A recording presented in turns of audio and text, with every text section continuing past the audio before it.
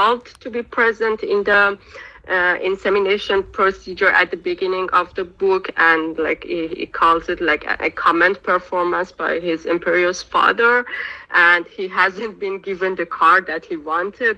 Instead of the Lamborghini, he got a Lexus. And ultimately, also there is reference that David arrives late to the experiment in the beginning because he wants to show disobedience towards his father, and ultimately he sabotages his father's experiments. So next slide, please. Okay, so in this first quote that I chose, I think this covers mostly what Jack feels towards towards Wei. But there was a man, obviously more than 10 years his senior, and appeared in peak physical condition. On top of that, he was superbly educated with PhDs in 2 subjects. Not to mention that he amassed a literal fortune through his business ventures. Okay, so we see that he has age and seniority over Jack. He is also in peak physical shape, so he has a great physical ability. He's more educated than Jack, and he's also more wealthy than Jack. So also as we go on in the story, we see that Wei's knowledge or the information that he has, actually he uses it to force Jack into compliance. Like you use the information that he knows about his personal life to sort of to make him come into his side, maybe. Also, can we go to the next slide, please? Okay, so I don't think that gender really played a big role in this story, but I have to say that the presentation of the female characters are mostly powerful, educated women. They are like on the good side, maybe they are not the villains. And some examples are Laurie, Artha, and Dorothy. And we could say that all of them are supporting characters that help Jack move the case forward in the story. Another thing that I noticed was I thought maybe it was worth including here was the suicide or the possible homicide case here, that the victim is a woman who is maybe killed by her partner. So I could say that maybe this is one instance that someone has been like victimized because of their gender, maybe because a lot of women are killed by the hands of their intimate partner. Like the statistics are much higher for women to be dead by the hand of their partner than for men. Next slide, please. Okay, so talking about ethnicity, what we see here that Wei and David both are Asian, but they are very Americanized. Like in the description that we see involving them, for example, when Jack is talking about the furniture of Wei's house, he describes it as American or something like that. We can't see any visible signs that they are Asian, maybe except for the time that Jack describes the vitrine in Wei's house that contains jade, which he thinks is valuable to Chinese people. So also, I think it's not included here, but I noticed it is that the Asian people who have accents are mostly the bad people in the story. So although we know that Wei and David also, like, they are misguided, let's say, in their intentions, but like the security forces and the people who attack Jack in the street, they are talking in Mandarin and have accents and stuff like that. Also, there are some stereotypes of Asian people in the story, like Indians and Chinese interns working in generics. Like, that's what you imagine smart people to be from, I guess. And another instance of ethnicity is ethnicity playing a role in the story is, I guess, Warren's feelings toward the police, and because Warren has a distrust towards police and thinks that they would be treated differently because they are African American if the police was to investigate a case in the neighborhood. So I guess we could say that here ethnicity has an effect on the story, I guess. So next slide, please. Okay, so in regards to class and money, I think Wei's wealth plays an important role in the story because we see that he uses his money, he has used his money to bribe a lot of people or sort of like make him cooperate with him. Record করতেছি আল্লাহ হাফেজ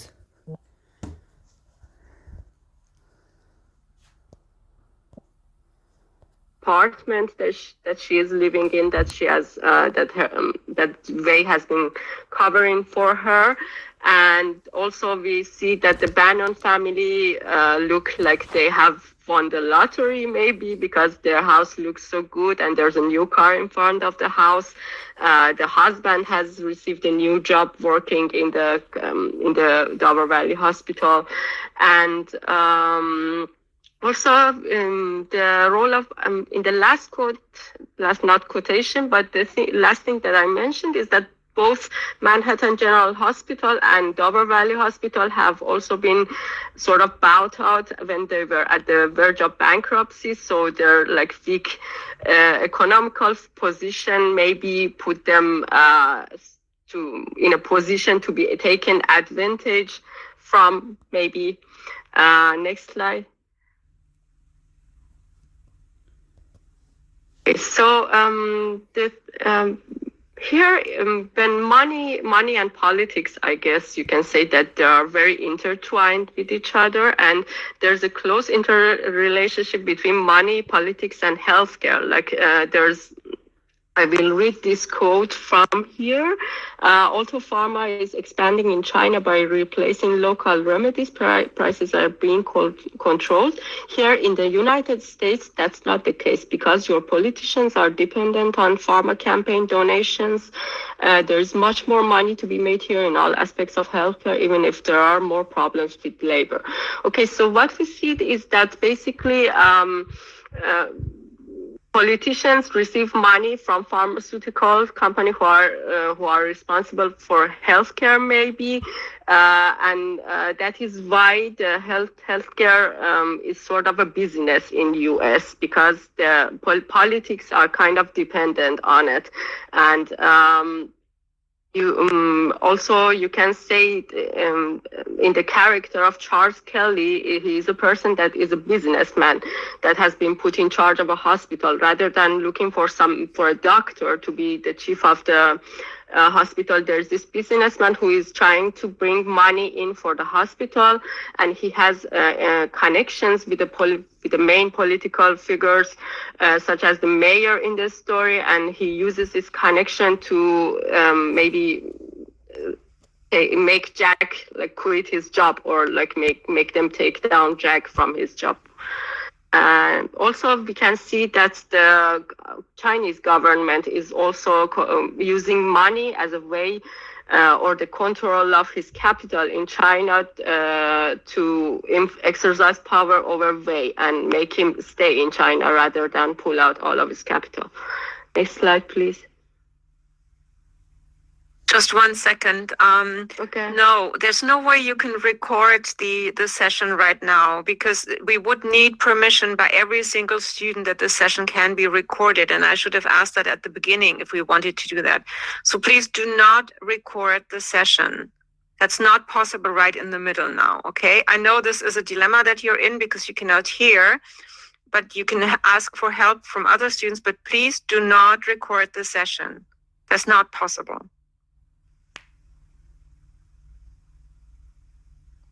You said next slide, is that correct? Yeah. Okay. Thank you. Okay, so profession, I will just say this, that there are many instances in the book that Jack uses his badge or the badge that says that he's the medical examiner from New York as a way to exercise power, or maybe like make people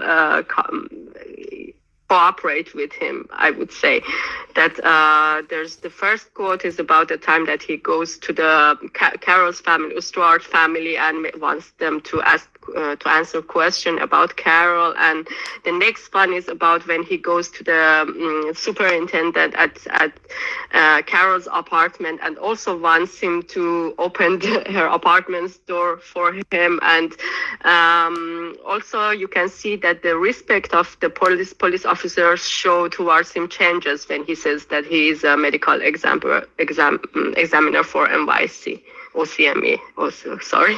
Next slide. Okay, so another thing that is very present throughout the story is the role of information, misinformation, and withholding information or secrecy. We can see instances where Wei uses information to exercise power over Jack. One could be, as I explained to you earlier, how he uses information about his former life to make Jack come into his team. And also we know that Wei calls Jack right after, like his people call Jack to come for an autopsy right after he's been laid off. So basically nobody knows that he's going to the Dover Valley Hospital, and so that is a way that he uses this information in his advantage. We could see the role of misinformation, like how comments taken out of context can cause such a catastrophe in New York City and make the comment that was printed in Daily News, and that is the way like the media works to cause panic in the public just by taking a comment out of context. There's also the role of secrecy. Like an example could be like Larry not telling her parents about her brother's addiction, or one could be about Jack not telling Laurie about his investigation because he didn't want to be stopped. And could we go to next slide, please? Okay, so there's so much talk of function and malfunction of bureaucracy in the story. We can see in Jack's character that he mentions many times that he doesn't like bureaucracy, he doesn't like rules, and he doesn't obey them mostly, and he is very selective towards them, I guess. And there's also, we can see that Larry, as the chief examiner, is very much involved with the bureaucracy. She has to answer to the people above her, such as the commissioner of health and the mayor. And she also doesn't like it, but that is something that she has to do. But the thing that draws attention the most is how intertwined all the organizations are with each other. And Laurie's worry is that maybe if a false alarm about a pandemic goes off, it may result in like a catastrophe, and like this alarm going off can result in damage, and the pandemic could not be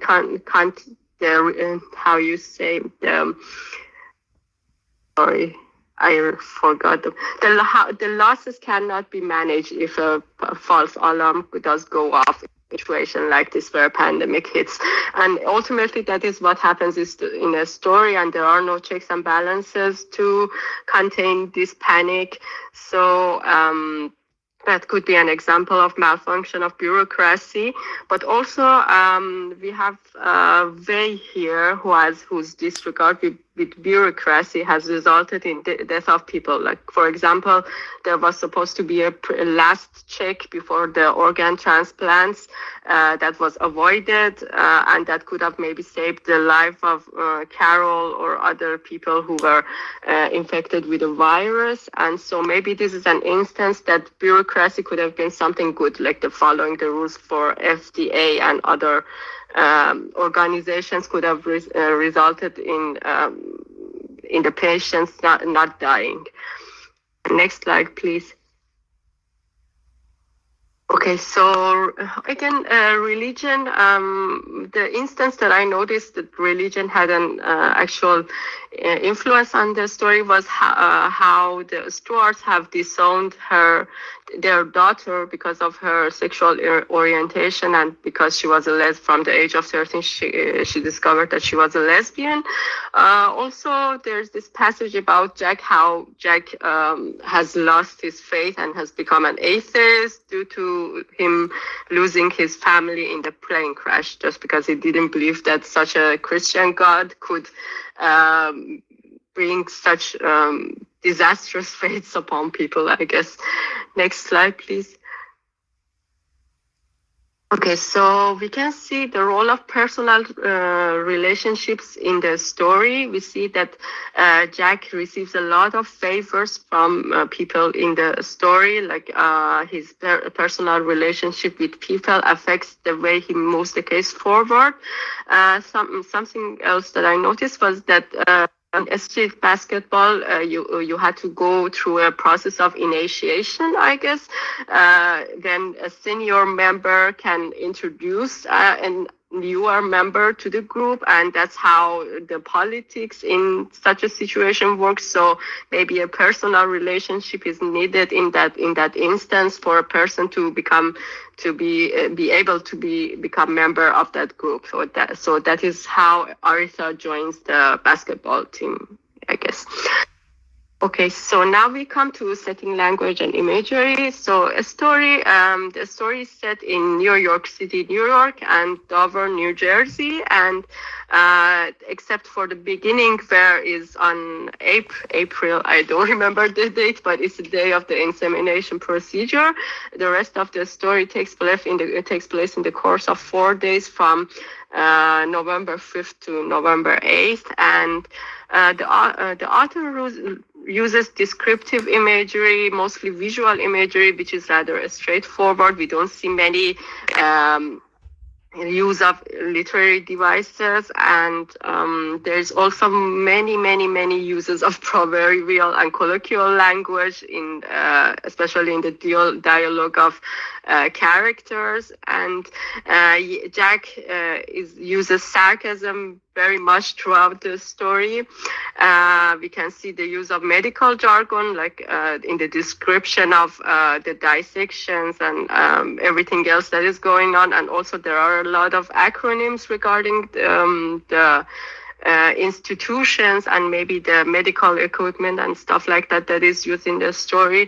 Also, we can say that this book is a classic detective story where, as we talked about last session, where we are introduced to the culprit and the victim at the beginning, and Jack becomes a detective in the story, and the clues are gradually revealed during the story, and in the end, the crime is solved, I guess. Next slide, please. Okay, so a thing that I noticed is that there is a lot of contrasting imagery side by side in the story. We can say that even as a whole, the whole setting of a story is sort of like contrasting imagery, where New York is a big urban area, while Dover, New Jersey is full of rural landscapes. And I also put here some other examples of contrasting imagery, like the new OCME building versus the new OCME building, the inviting appearance of Dover Valley versus the forbidding appearance of Genar X, muscular frame of Y versus Kangday's slight frame, Dr. Bingham's old office versus Laurie's new office, and the story is full of them. And the quote here in that is just an example of how some of this contrasting imagery that I mentioned to you. You can read this by yourself. So next slide. Okay, so this is also an examples of the proverbial language used throughout the book, you can just open any page of the book and find an instant of this. So these are just something, so you know what I'm talking about, some examples only. There was a light at the end of the tunnel. She was quiet, still back then, and etc. Next slide, please.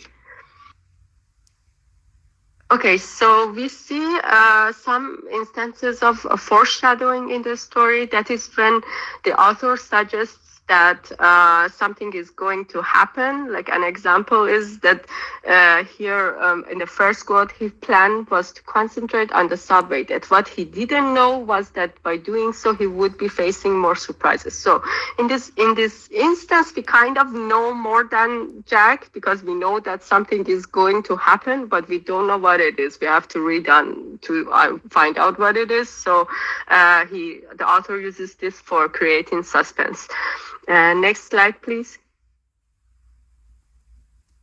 Okay, so maybe author also kind of uses cliffhanger, I could say, because I put this example here, like try to make it. Artha said, I have a little surprise to tell you. Okay, in this instance, we have to read a few more pages to find out what Artha's surprise is. So he basically builds up the feeling of anticipation in the reader in this way. Next slide, please. Okay, so there are some instances when author avoids over-explaining to make the reader do their own detective work and become involved in the story. An example here is the conversation he has with Gertrude Bannon. Okay, how do you know what your son's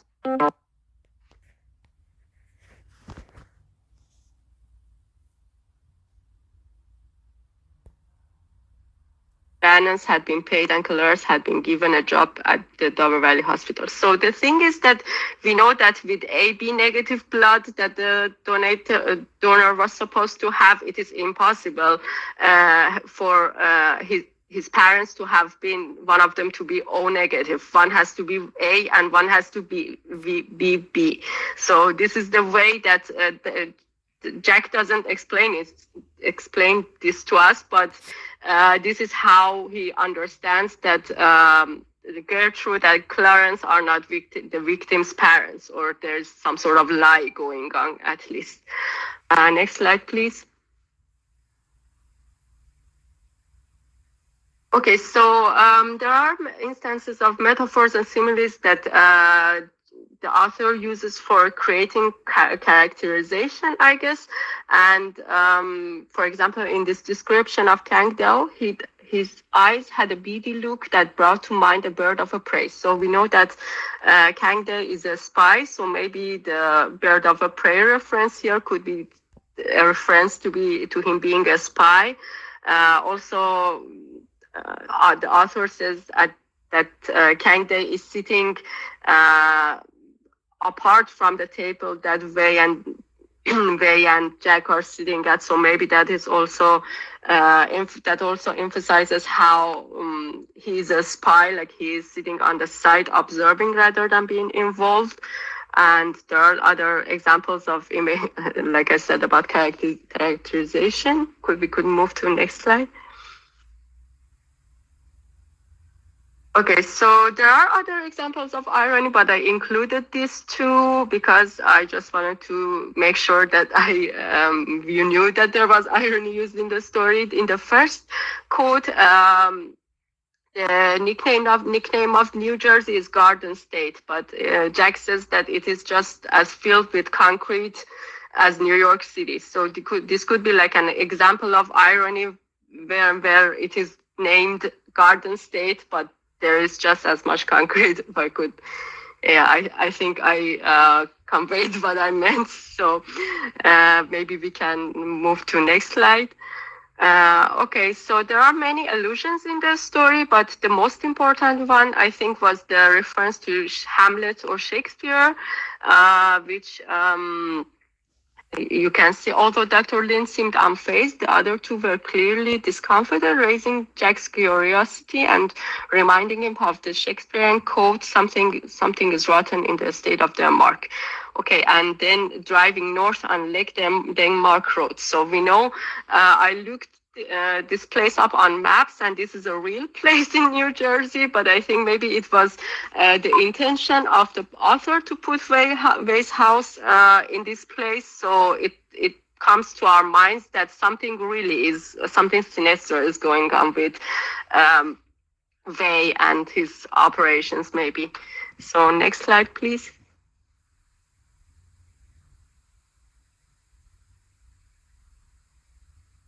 Okay, so most of in the book, the author uses descriptive imagery, mostly visual, but there are instances that he uses, for example, auditory imagery and tactile imagery. I just put these two here so you can check it out. But by auditory imagery, I mean that he applied to our senses of hearing to convey an image in our mind. And by tactile imagery, he uses the sense of touch to create an image in our heads. So we can move to the next slide. Okay, so there are some symbols in the story. I put some obvious ones here. We have the puzzle. The puzzle could be a symbol for a missing piece or a completing piece. It could be symbol. It could be a symbol in that sense that Carol is the missing piece of the story or the puzzle that we are supposed to solve. She has this tattoo, and in the majority of the book, Jack is trying to find out who she is. So she could be a symbol of completement, in a sense that Helen and Carol completed each other, and it is also adopted by the autism awareness movement, in a sense that autism is a perplexing disease that should be solved, I guess. There's also the rainbow, which is the symbol of LGBTQ plus movement, and the palm tree, which is symbol of beach life, summer, and relaxation. And in the end, we have the cage, where Jack is both figuratively and relatively put in a cage. Like, it is a symbol of imprisonment and confinement, and we could say that Jack is physically imprisoned, like he is detained and taken to a prison to be in like solitary, but he is also prison in his mind. Like, there is no way of running away from his domestic problems, and he is forced to think about his problems and deal with them rather than to escape from them. Next slide, please. Okay, so now we move to the discussion questions. I highlighted three main questions in my mind that were the most important. So one is about the gene editing technology. I put the question here: does the humanitarian intention of saving lives justify using cloned organs grown in animals? How ethical is animal exploitation in such case? And also, in Wei's act of circumventing bureaucratic procedures in order to save Carol's life justify, or is he taking advantage of her unfortunate situation to win the horse race against other pharmaceutical companies? So we can keep that in mind and move to the next slide, please.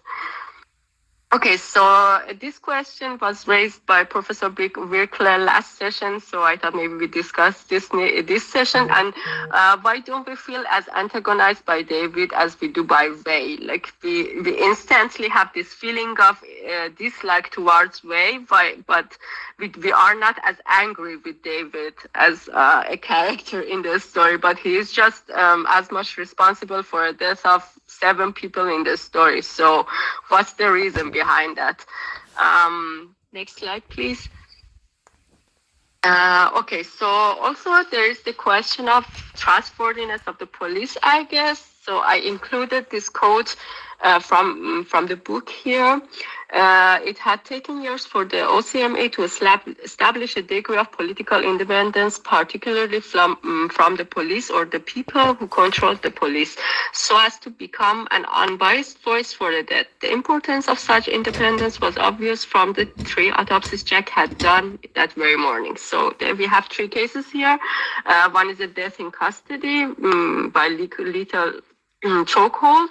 The other one is like a death in a shooting where the person, the shooter, I guess maybe was in the car and had yelled enough for the police to stop shooting, but he has died. And there's also the possible homicide case where a woman could have died by the hand of her police officer husband. And also I mentioned the instance with Warren and his distrust towards the police and how they are going to do nothing and just detain every black kid wearing a hoodie.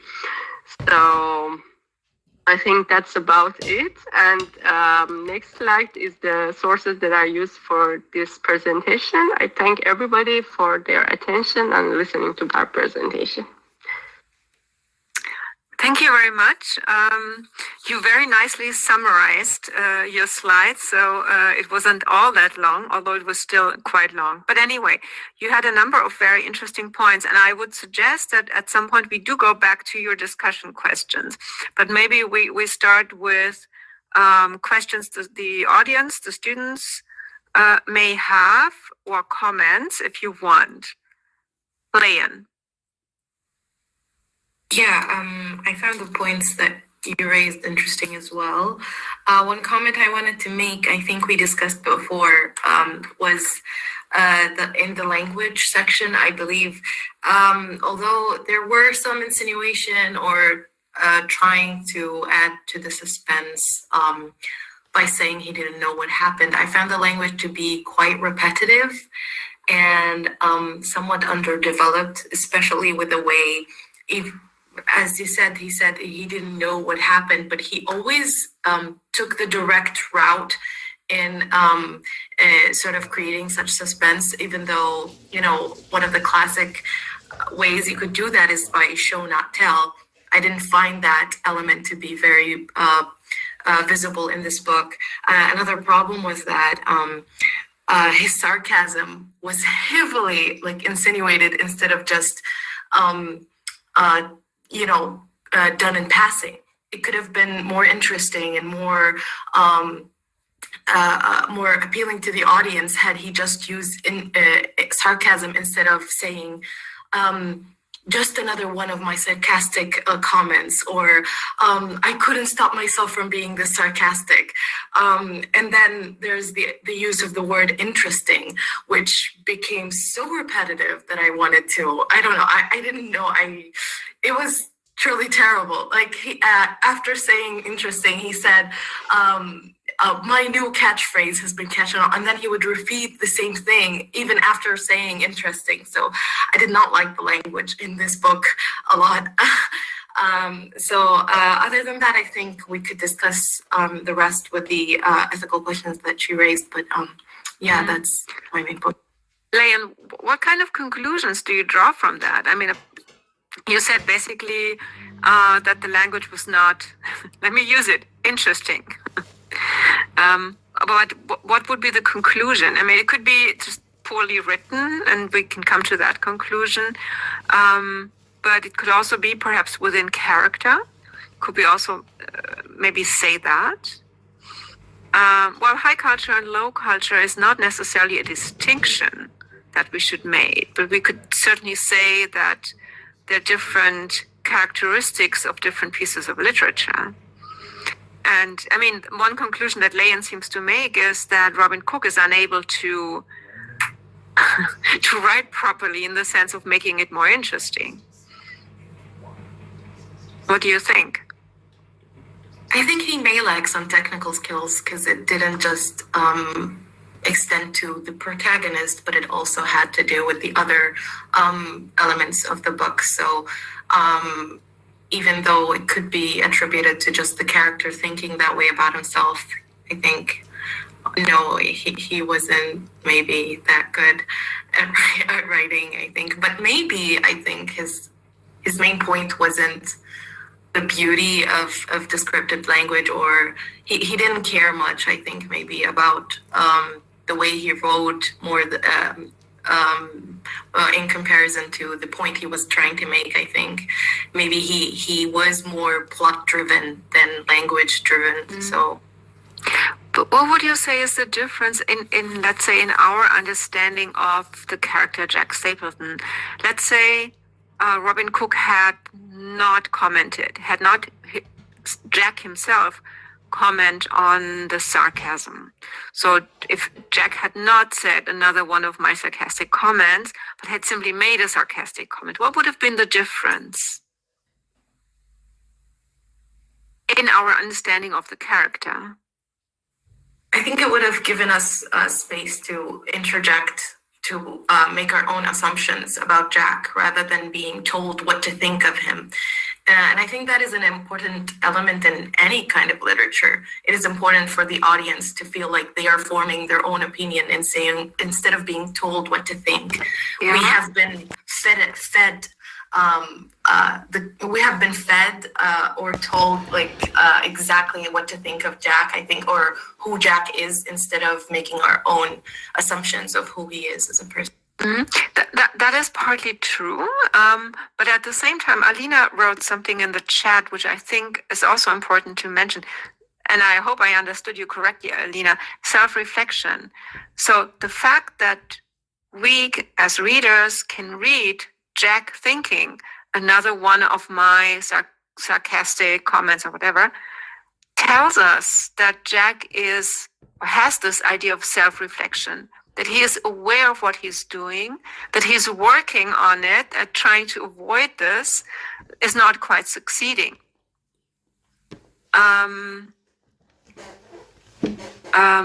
Okay. So it does tell us something apart from the fact that, yes, we are told what to think. That's true. But we also get another facet of the character, namely that he is working on his own behavior. Because you're right, throughout the novel, we read that he misbehaves basically in very different situations, different contexts, and so on. It seems that he's not the person to respect authorities, to respect the rules. He doesn't want to follow the rules, and so on and so on. So we learn all of this, but at the same time, we also learn that he is aware of it and that he is trying hard not to do this, and yet he doesn't succeed. So that makes him, I think that makes a different type of character than just being sarcastic. Yeah. And it does tell us that, from my point of view, it tells us that he has undergone either criticism by someone else, or he has understood in the engagement with Laurie, his wife, his second wife, that certain rules simply need to be followed so that, and that is another term that Nyusha, I think, used, bureaucracy may work. And when you mentioned the idea of bureaucracy, I wrote down, is bureaucracy only bad? Because I think it also has a purpose. Now, obviously, if there's too much bureaucracy, things are not moving. But if there's no bureaucracy, for example, there is nothing that would say, for example, at an outbreak, what needs to be done. And so some bureaucracy needs to be there, and Jack is the one who simply doesn't respect that much. Yeah, and that's, I think, these small comments show us that there's a form of self-reflection underway in him, and that makes him a different character, I think. So dynamic character. So is he working on his behavior, or is he only talking, thinking? Well, that is a different story. That's now a matter of interpretation. And let's say he might be working on it, but he's not very successful, at least. Yeah. Okay, is there anything else? Okay. Yeah, okay. Okay, there's a lot in the chat, but I think I'll have Leyen next. Leyen, is that, yeah? Yeah. I think there's also a little bit of hypocrisy, you could say, in his behavior. By by the end, he didn't, as we talked about, how did he antagonize David and not Wei Zhao, when clearly the son was basically responsible for the death of 7 people. I think in that sense, his idea of justice maybe sprung up only when Wei Zhao was doing something behind the FDA, but he has been breaking the bureaucracy the whole time he was investigating the whole thing. So perhaps it is character development. Perhaps he saw his own faults in Wei Zhao and decided that, yes, this is going overboard. There has to be rules. But there also is a sense of maybe I get to break the rules if I'm doing it for my own sense of justice, but he doesn't get to do it because for me, I feel like that's wrong. So I think maybe it's a personal sense of justice rather than just self-development or reflection. In that sense, I think. Yeah. Maybe. But think of the outcome of the novel. If Jack had not broken any rules, if he had really adhered to the regulations and to the fact, I think it was Laurie and a few other people who told him not to investigate anymore and so on. If he had obeyed them, then nothing would have happened. And we would not, as readers, I mean, there wouldn't be a book anyway, but the type of society that is described in the novel would never have known what the reason for these outbreaks was. So, and through his investigation, at least he can tell Laurie, and she can then, as a part of the authorities, she can then have proper, what do you call that? Proper things, install proper things that need to be done to prevent further outbreaks and so on and so on. I have a hard time listening and reading the chat, so that makes it a little complicated for me. And I think there are a lot more questions that we need to discuss. And Hussein rightly suggested that the question of bureaucracy could be discussed further in view of what happened during the Trump administration. But it's not just Trump. I mean, there's a lot more in U.S. bureaucracy. And okay, and also Talk for Talk's sake by Luckner is also another question. However, of course, we should also remember that this is a fictional character and not a human being. So we don't know more than what's on the page. Yeah, the rest we cannot know. We can interpret based on what's on the page. Hussein. The focus on the Trump was kind of an unintended misread herring. I suppose what I'm saying is the idea that rebelling against something like bureaucracy is either a positive or a negative comes from what bureaucracy stands for to the reader and stands for society. I guess what I'm getting at is that has changed massively in a very short time between publication and now. The bureaucracy, like the FDA and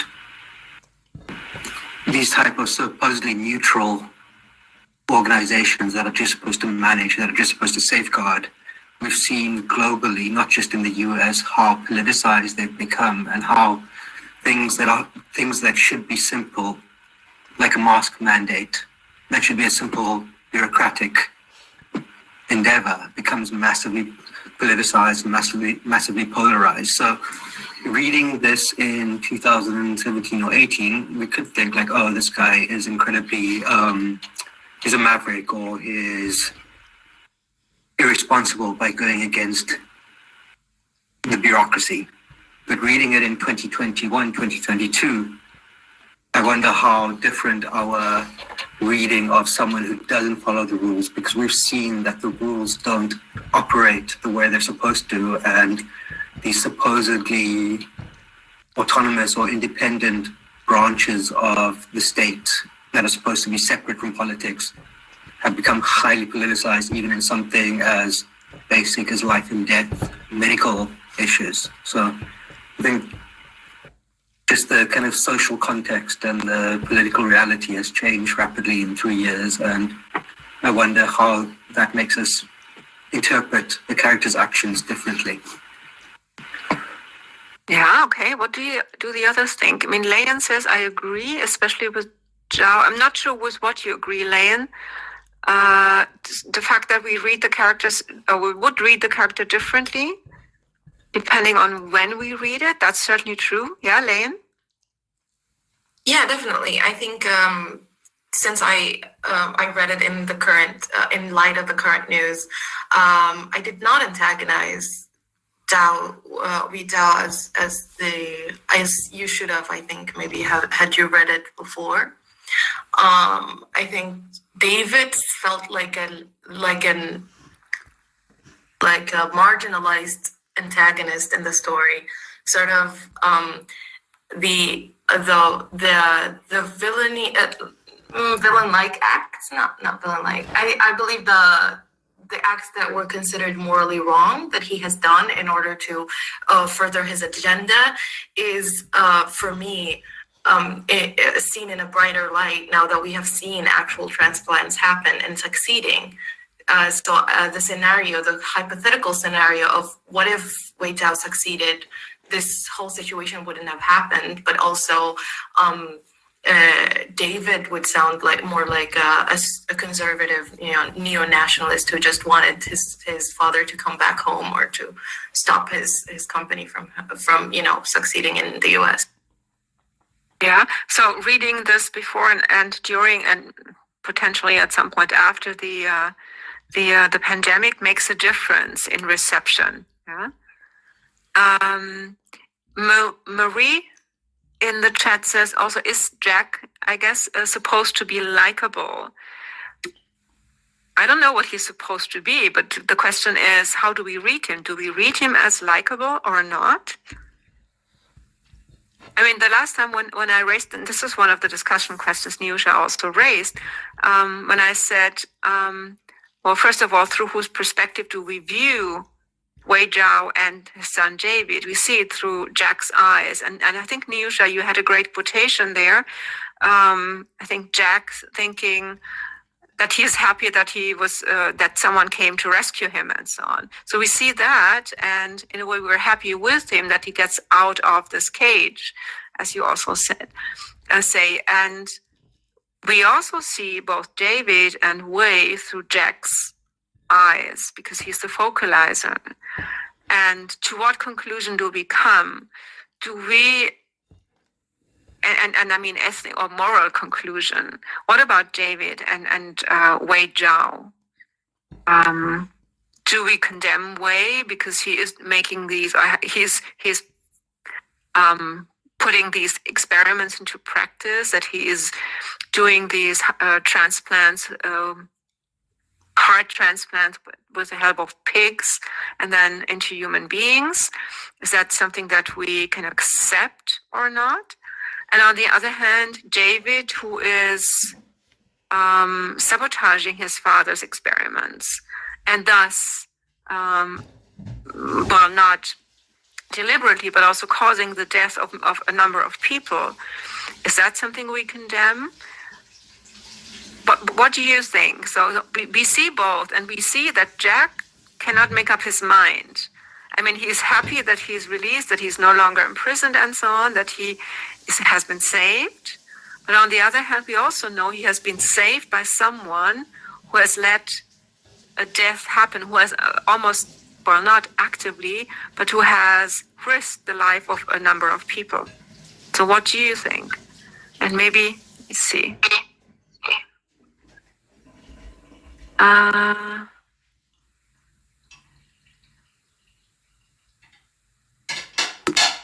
Niusha. Okay, I wanted to mention a comment, like more of a more the discussion that Jack and David were having. Like, we hear from David's mouth that he was depending on the last final check from his father to sort of like prevent the death of those people. So maybe I thought there was the instance that I thought maybe we think that he's not like intentionally a killer, but he just like did sabotage his father's experiment to like delay the procedure for like getting the FDA approval and stuff like that.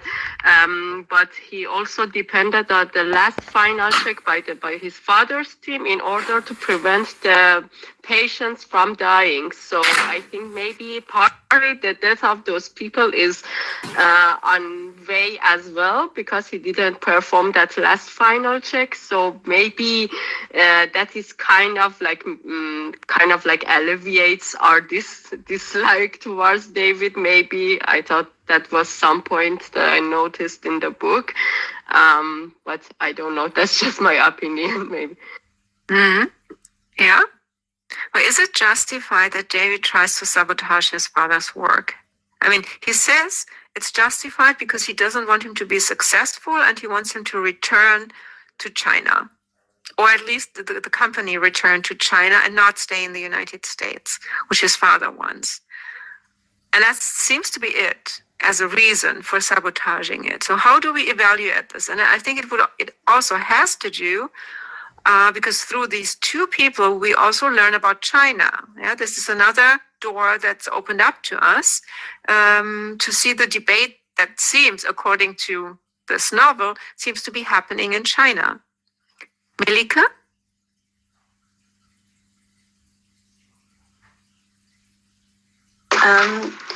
To the first part of the question, I think it cannot be justified by any means that he simply played with and he experimented and he knew that there was a dangerous virus and anything could have gone wrong and it did go wrong. And he knew it was dangerous and he thought, oh, I thought they were going to check the last time. So, oh, they did not. So this is just a spoiled child causing trouble for his inattentive father, like, pay attention to me. I want you to go back to China. That's not justified. He caused people to die. And by the end of the novel, I despised David like hell. I thought, you caused like 7 people to die. And you're still saying, oh, I wanted my father to go back to his country. Like, no. Yep. And I fully agree. And also the fact that he is complaining about the kind of car that he has gotten. I mean, both are expensive cars. And he's just complaining that he didn't get the one that he wanted. So to me, he comes across as someone who's always gotten what he wanted. And now he's not getting what he wants. And that's why, I mean, obviously he's a brilliant mind. He's been able to manipulate all of this, and he's getting a PhD and so on. So he's not someone who is stupid. He knows what he's doing, but he's spoiled, very spoiled, I think, in what he's doing. And so this is what's happening. Okay, what about Wei Zhao? Okay, Yuki writes his father's not the evil one, David is. Okay, so yeah. Father-son banter went out of hand. Yeah, that's another way of reading this. Alina?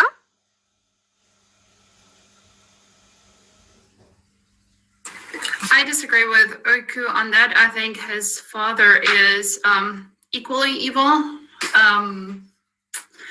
I think you start when he's making his argument with Jack, you see his point and you kind of go along with him and think of all the lives that could be saved if some of these bureaucratic steps were to be skipped. But then I think Jack has the ultimate best argument when he says it can open these doors to exploitation. And that's, I think, the article that Hussein linked. And I don't think you can do something that plays with people's lives or that is linked to people's lives without having regulation. It cannot be completely deregulated because then it will lead to exploitation. and that makes him just as evil. I don't think he was allowed or supposed to skip those steps that he skipped. Yeah. Okay. Melika? Sorry, it takes the time to put on my microphone. I think I wouldn't exactly call it evil, but I would call it a harsh businessman, just really to summarize his character. He wanted to be ahead of other colleagues and wanted to just succeed because he seems to be used to it, to succeed in his business life and to go ahead of others. And I mean, if the experiment did not go wrong, he would have been so much ahead of other people and would have gotten recognition for how many people he would have saved. And I think really we would have just seen the positive sides and not what could have gone wrong. Because right now we see the negative sides, and if it did not go wrong, we would have seen the positive sides and thought, oh, that's a good idea. I mean, he saved a lot of people with these transplanted hearts, and is just one of the example of the businessman where it did go wrong. I mean, he said many people are doing this, and I'm not the only one. Mm-hmm. Okay. I would briefly like to comment on the comment by, I don't know who it was, but one of the high schoolers who said that maybe Robin Cook, wanted Jack to have a strong character development, but scrapped that idea later on, so he stayed rather unlikable. Okay, whatever skills the writer has, we can only talk about what we have in front of our eyes. Character development is, of course, always a question in fictional text. And we don't necessarily see character development in Jack, I think. We see him as a fully fledged character, so we get insight into his mind, his ideas, his dreams, his emotions, what he's doing and why he's doing and so on. So we get all of this, but that doesn't seem to be a development. Now, one of the suggestions I have is, since I think last time we also heard, and if you check Robin Cook's biography, obviously we know he has written quite a number of books, and he has written quite a number of books with Laurie Montgomery and Jack Stapleton. So they occur several times in his fiction.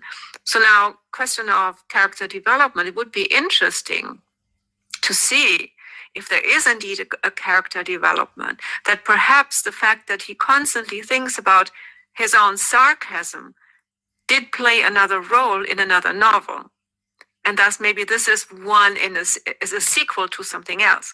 Now, I haven't read any other, I think I read one other Robin Cook book, which did not have Montgomery and Jack Stapleton, so I cannot tell. But it could very well be, because you often get that in serial fiction, that there is a character development from one novel to the next. Now, that doesn't make the present novel any better or worse, because you don't necessarily need to know what happened before or after in order to either enjoy or not enjoy a novel, but it might explain that in this particular novel there's no development really, but reference to a form of development, because his sarcasm has always been there, as we learn. The reflection on it must have come with some, I don't know, event, conversation, relationship, or whatever. Huh? Oh, Leian. I think it's also important to note that the end or the last scene where he decided to set aside the talk of the virus and talk about his domestic problems seemed a bit abrupt, you could say. I think yes, he reflected on it a bit while he was in jail, in prison. But I feel like it was like an afterthought, like once he finished solving the whole pandemic question, he decided that it's time for me to sit down with Laurie now. So it did seem like an afterthought, but it also brought me back to like I don't know, 19th century novels where there's always a lesson at the end of the day. So he talked to Laurie and he was like, I realized my mistake and I need to be more present at home. And it felt not like a solution, more like a way to just have a moral to the story or something. Mm-hmm. Okay. I would like to raise a few other questions so that we're not stuck with this particular one. I mentioned this a number of times that, of course, through David and Wei Zhao, we also learn things about China. And again, we learn something about fictional China. We do not, and we should never assume, of course, that this is the way people think in China. Yeah. But I would be interested in hearing maybe a reaction or two from the Chinese students who are here. How did you read these quotations or the references to China? For example, what Anushka used, David saying, "My generation feels much differently about China today than our parents did. China is ascendant. China is on its way to take its rightful place on the world stage," and so on. So that's something that David says. So. And it indicates, of course, I think we had it before, a father-son debate, a father-son tension that they experience because Wei wants to leave China, Wei wants to be in the United States and be out of control. I mean, out of control of public authorities, of the government and so on, because what he's doing is what he's implying at least would not be possible in China.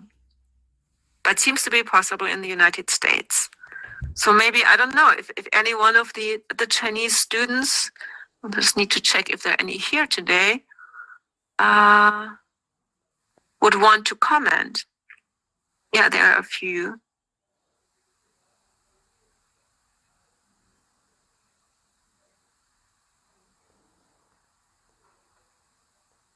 Not too many though.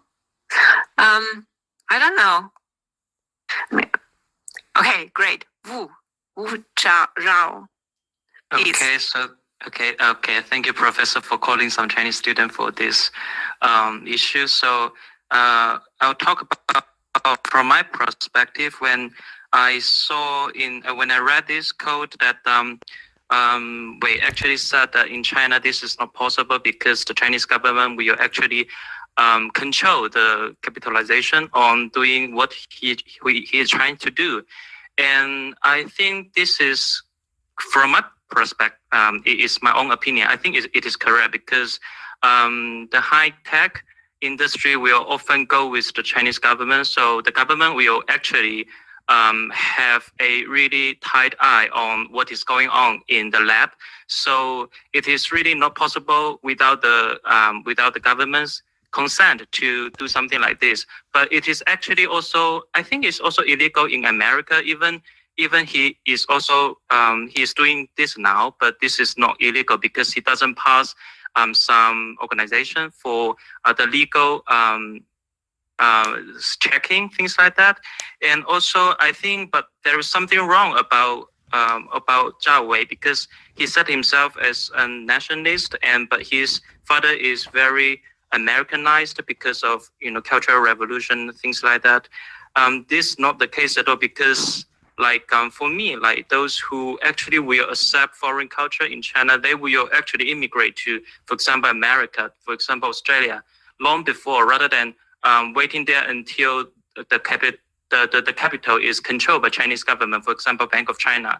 So this is not the case at all. So yes, so talking about Chinese, but there is one thing I think that is quite good about David is being spoiled by his father. This is really true because since many Chinese parents, they're actually afraid that their sons and daughters will be losing from the very beginning. So they will try to control a lot on them. So this is true. So I think there is one thing Robin Cook knows very well, that is that in China, the relationship between father and the son, between parents and children, are always tension like this. Okay, Thank you. thank you very much. So in that sense, it is realistic what he does. Yeah. And yes, I think it would be illegal or is illegal in the United States, but I think what Wei Zhao is hoping that once he can prove that this is actually successful, that he can come out with it, and then once it is successful, no one will tell him anymore that this is illegal and that he has done something illegal. That's his hope, I think. Hussein? Yes. Oh, sorry. Wu? Yeah? Okay, sorry. I'll just have a few more comments on this. And I think on this issue that Wei Zhao actually he shouldn't be doing this because he is using humans' life, and also he is using, for example, if you edit the genes in human beings, and we are actually not sure in the future what is going to happen. Okay, how are we going to deal with these people with edited genes, and how are we going to, for example, have offsprings with them? So it is a lot of questions. So even if he is successful, what he is doing is should be condemned. Okay, thank you. Okay, thank you very much. Hussein? Yeah, so I lived in China. Hussein, sorry, can you speak up a little more because you're very quiet? Sorry. So is this better? A little, yeah. Hmm. I don't know what's going on. Just speak up. Just speak up a little. So, I think that's enough.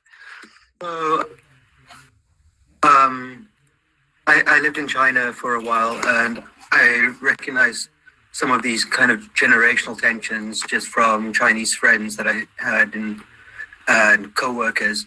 But I wonder if it's a broader thing. It's not so much about China. It's about any kind of state that undergoes rapid economic and social changes, where you get these generational differences. You know, you see that all over, from the colonial period in Southern Africa to China over the last 40 years to India. And I just think, like, I don't know, it's maybe just kind of where I am personally, but I feel a lot of what we're reading and dealing with is about rapid changes and how people relate to rapid changes and the tensions that arise in society. You know, even like the pandemic aspects of a lot of things are almost just a kind of background to the phenomena of rapid social changes and the conflict and opportunities that come from that. So yeah, that's just my train of thought throughout. Mm-hmm. All very confused for me. Yeah, that's definitely true. I mean, there is a lot of change also in the novel, but in other novels as well. And since all of these fictional texts deal with a disease, and in most cases an actual pandemic, that is, of course, to most people going through fictional characters in the text going through these pandemics, it's a major social change. And of course, with all the implications, not just social change, but also economic change, there's a moral change ongoing, and so on. There's so many economic change, many different things changed, and how do we deal with them? I just think it's very unique that we're doing this at the time that we're doing this. I don't know if this is your second year doing this course. Oh, the first time.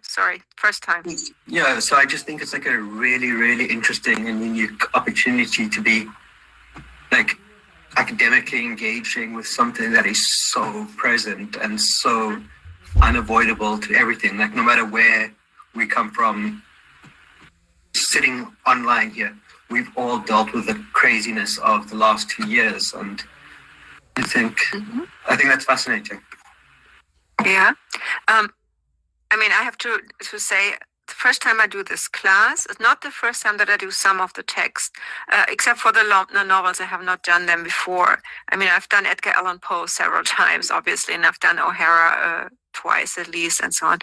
But the combination of the pandemic. No, not yet. Poe I did last last winter semester. So that was already, we had travel and health. And so we did touch upon some of the issues, but the pandemic was not at the center of interest then, and it is now. No, this is not it's not by chance that I chose this particular class for this particular time, because I do think that we all are looking or trying to find ways of coping. And I don't mean just medically coping, because that's, in most cases, we are not able to do that. We can just trust the people or not trust them who are in charge, but we need to cope in other ways. And I think the fictional text show us scenarios where characters are finding ways of coping in very different ways, and sometimes not coping, and sometimes just trying to break out and so on. And I think this is that I find interesting, because we see when we looked at O'Hara and his representation of the 1918 flu, how similar the situation was, even though we're 100 years later now, how similar the reaction of people was. Because after all, for them at the time and for us living today, it is the first time that more or less the first time, at least such a severe pandemic, I think, is the first time for all of us. And I think that I found interesting to compare and see what do writers at the time say, what do writers today say. That's why I included the New York Times Decameron Project, because these are texts that are written in the middle of our pandemic, and not right before. I mean, Cook was before, Wiseman was written before, so that makes a difference. But reading them now also makes a difference. Okay, I mean, there were a number of other questions. Let me just see what else I have here. Yeah, maybe just one question, because Nyusha also told us about religion and power relations in religions. Religion doesn't play a major role in this novel, but it does play a role. And we, at least for the protagonist, for Jack Stapleton, it plays a role. And you had this one slide, one with 2 quotations on religion. And of course, this is in the context of his attempt to find out where these hearts actually had come from. Yeah, and when he figured out that there was something wrong, that the heart could not have come from this motorcycle accident and the young man who died, because the young man and Carol, they were just not related. And of course, Carol's parents had a totally brand new house and so on. So he figures out that that they were bribed, that they received money not to tell and so on. But what does this tell us about religion? Why do these parents have to be, how does he say, hyper-religious people? I think is what Jack thinks. Hyper-religious people. And what does this tell us about religion and science? We learn about Jack. Let me see. No matter what the religion, in his former life, he had been brought up in a Catholic family, but one that was less than perfect as far as following the dogma. By the time he'd gotten through college, he'd become more of an agnostic, wanting to believe there was an organizing moral force, but unsure of what it was. Then after the catastrophe with his first family, he'd become an avowed atheist, fully convinced a loving God wouldn't kill children or give them neuroblastoma or autism. So what does that tell us about science and religion?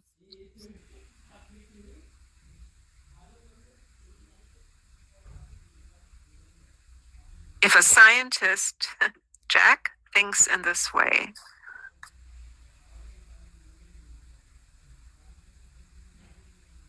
Wu Zhao? Yes, so actually, I want to say most Chinese are atheists. And for Jack, I think is that if religion doesn't give he what he wants, and actually religion doesn't save his family from being killed, so he actually will change to believe that scientific technology can actually save. That is why he became an atheist and try to put whatever effort into science he's working so to achieve what he wants. So I think that will be the reason. Yeah, okay. Any other comments?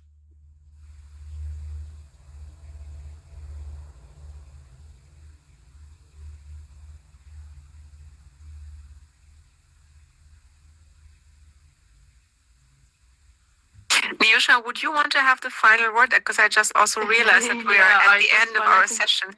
Yeah, go ahead. Yeah, of course. And about this comment, like the first thing that I sprang to my mind was the constant battle between the creationist people and the people who believe in evolution. And so maybe Jack and the Stewart family both are one is at the end of the spectrum, the other at the end of the other end of the spectrum. You can say maybe in their belief as to being that Jack is a scientist and the Stewart family are very religious people. So I think both of these reactions are very extreme. I think that Jack being the atheist one and the Stewart family like condemning their child for being homosexual. So I guess that I wouldn't agree with any of them. Like I would prefer like a middle ground where both sides can meet up and maybe be more tolerant of each other. So I think that would be my comments. But if you have any other comments, you can please. Very good. I think what we can also say is, of course, that Jack Stapleton, as a scientist, does no longer rely on any form of religion. I think what this one longer quotation shows that he has gone through a development, and that his development was from, well, being Catholic, but not really, and then at some point wanting to believe in something, but not really knowing why and how. And then eventually this event with his family, where his family is killed, happens. And that's the moment when he rejects any form of belief system, any form of God or any higher moral being and so on. So that's the moment where he says, well, why does a God, if ever there is any, let this happen? And I think that's a question that a lot of people ask. And of course, a lot of people have different answers to that. His answer is to no longer believe in anything. And he becomes even more of an agnostic, and he says, well, a God would never let this happen, and thus there cannot be any God. He doesn't say that literally, but that's implied here. So there's, as a scientist, he wants to believe, but he's unable to believe, I think. Scientific method versus faith, yes, and yet I know many doctors who are analyze this. This is one perspective that we get in the book, and that doesn't mean that all scientists don't believe. I know a lot of scientists who believe either in a Christian religion or in whatever else we have as religions, Jewish, Buddhist, Muslim, and so on. And I think in one of the books, The End of October, there will be also the question of religion, Christianity on the one hand, and I think it's the Muslim faith on the other hand. So that is also a discussion that we can have. And maybe Leyen has the final word. It's just a quick comment. I think such events are always sort of polarizing. You always see people at either end of the spectrum when something tragic happens. They either leech on to the faith as a way of comfort and get closer to their God, or the complete opposite, which is, I think, another form of belief, not disbelief. It's more like latching onto the tangible, to the material, something that I can see and I can feel. So in a sense, I think it's all about how we cope as people. I think it will continue to happen, since they are so different, yet there is a way to reconcile it, as a lot of us feel like they can combine both, I think, in their daily life. So Okay, I think that is a good final comment.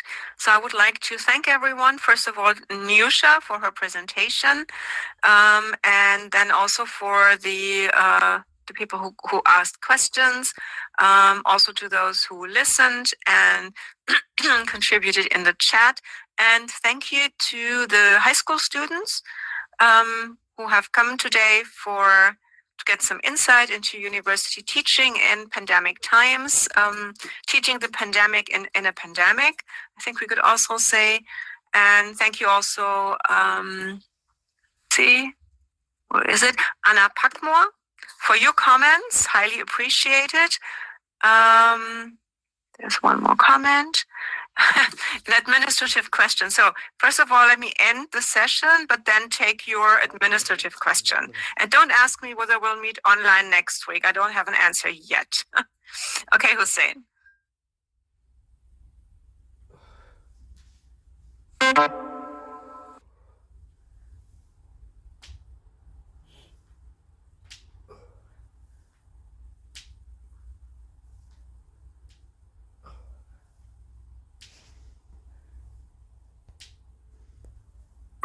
Send me an email, and I'll suggest to you a few possible hours, and then we fix it, okay? All right, so have a good day, and I hope to see you next week. Bye-bye.